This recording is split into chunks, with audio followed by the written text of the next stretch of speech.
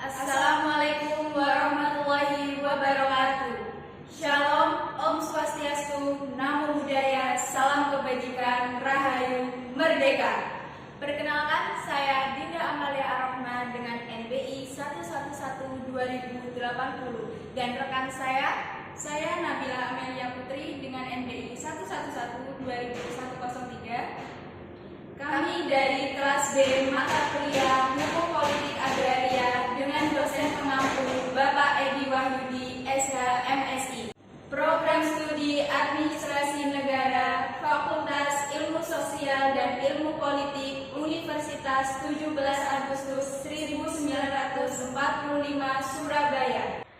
Hak atas tanah sebelum berlakunya UU-PA. Sebelum bangsa Indonesia merdeka, sebagian besar hukum agraria, terutama yang dibuat oleh penjajah dari Belanda, yakni dibuat dengan tujuan, kepentingan, dan keuntungan penjajah. Hukum agraria yang berlaku sebelum diundangkannya UU-PA adalah hukum agraria yang sebagian besar tersusun berdasarkan tujuan dan keinginan dari pemerintah jajahan. Sehingga ketentuan hukum agraria yang berlaku sebelum UU-PA masih bersifat hukum agraria kolonial yang sangat merugikan bangsa Indonesia. Selanjutnya kita akan membahas tentang jenis hak atas tanah sebelum UU-PA. Yang pertama, eigendom adalah hak untuk dengan bebas mempertugaskan suatu benda sepenuh-penuhnya dan untuk menguasai seluas-luasnya atau asal saja tidak bertentangan dengan undang-undang atau peraturan umum, tidak mengganggu hak orang lain, pencabutan eigendom untuk kepentingan umum dengan pembayaran yang layak. Yang kedua, erfpak, hak yang memungkinkan seseorang menyewa tanah terlantar yang telah menjadi milik negara sesuai kewenangan yang diberikan hak eigendom atau kepemilikan, selain dapat mewariskannya dan menjadikan bangunan. Yang ketiga, opstal, hak untuk mempunyai rumah, bangunan, atau tanaman di atas tanah orang lain. Hak ini memiliki hak kebebasan untuk mempunyai gedung-gedung, bangunan-bangunan, dan penanaman di atas pekarangan orang lain, sesuai pasal 71 KUH Perdata. Yang keempat, gebruik, yakni hak kebendaan atas benda orang lain bagi seseorang tertentu untuk mengambil benda sendiri dan memakai apabila ada hasilnya, sekedar buat keperluannya sendiri beserta keuntungannya. Yang kelima, Brooklyn, suatu perjanjian di mana pihak yang satu menyerahkan dengan cuma-cuma kepada pihak lain untuk dipakainya dengan disertai kewajiban untuk mengembalikan benda tersebut pada waktu yang ditentukan. Yang keenam, green controller, hak yang diberikan kepada para bukan kaula swapraja atau pendaftarannya dilakukan di kantor controller. Hak ini banyak diubah menjadi hak postal atau hak erfak. Hak atas tanah menurut hukum adat ciptaan swapraja. Yang pertama, tanah hiasan, yaitu tanah di mana hak seorang atas tanah itu berasal dari kenyataan bahwa dia atau leluhur yang pertama-tama membuka atau mengerjakan tanah tersebut.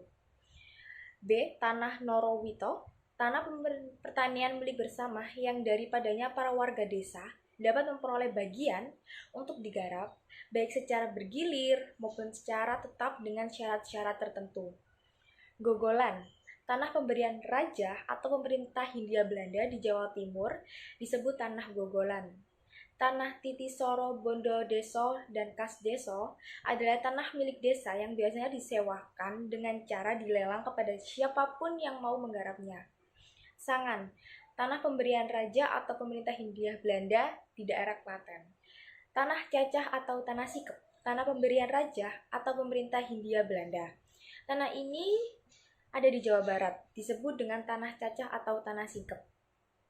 Tanah Titisoro atau Bondodeso, yaitu tanah yang menjadi kekayaan atau kas desa yang biasanya digarapkan pada anggota warga atau seorang warga masyarakat yang kurang mampu dan sebagian penghasilannya masuk sebagai kas desa. Tanah bengkok, yakni adalah tanah yang diperuntukkan bagi pejabat desa, terutama lurah yang hasilnya dianggap sebagai gaji selama mereka menduduki jabatan itu. Yang I, tanah perdikan, yakni adalah tanah bebas pajak. Yang terakhir ada tanah kesultanan atau sultan ground, yang merupakan tanah yang belum diberikan haknya kepada penduduk maupun pemerintah desa masih merupakan milik keraton, sehingga siapapun yang akan menggunakan harus meminta izin kepada keraton. Di dalam tanah kesultanan terdapat dua jenis tanah, yakni ada tanah mahkota dan tanah sultanat atau tanah milik kesultanan. Hak atas tanah setelah berlakunya UU PA.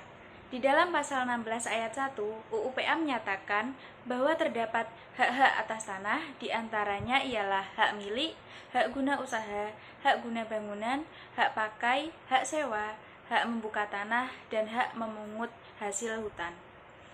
Hak atas tanah setelah berlakunya UU PA atau disebut Hukum Agraria Nasional mencakup yang pertama, hak milik. Hak milik merupakan hak turun-temurun, terkuat dan terpenuh yang dapat dipunyai orang atas tanah.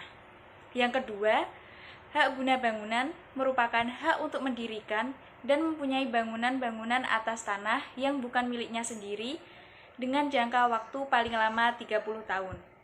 Yang ketiga, hak guna usaha adalah hak untuk mengusahakan tanah yang dikuasai langsung oleh negara dalam jangka waktu sebagaimana tersebut dalam pasal 29 guna perusahaan pertanian, perikanan, atau peternakan. Yang keempat, hak pakai adalah hak untuk menggunakan dana atau memungut hasil dari tanah yang dikuasai langsung oleh negara atau tanah milik orang lain, yang memberikan wewenang dan kewajiban yang tentunya dalam surat keputusan pemberiannya oleh pejabat yang berwenang memberikan atau dalam perjanjian dengan pemilik tanahnya. Yang kelima, hak pengelolaan adalah hak menguasai dari negara yang kewenangannya pelaksanaannya berdasarkan pasal 67 ayat 1 dan ayat 2 PMNA atau KPBN nomor 9 tahun 1999. Yang keenam, tanah wakaf, yaitu peralihan hak yang terjadi sebagai akibat dibuatnya akta ikrar wakaf oleh wakif kepada nazir sehingga tanah tersebut menjadi wakaf. Yang ketujuh, tanah negara, yaitu tanah yang belum dihaki dengan hak-hak perorangan.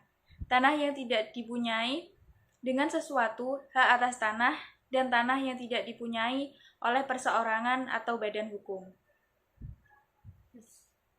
Sekian penjelasan dari kami.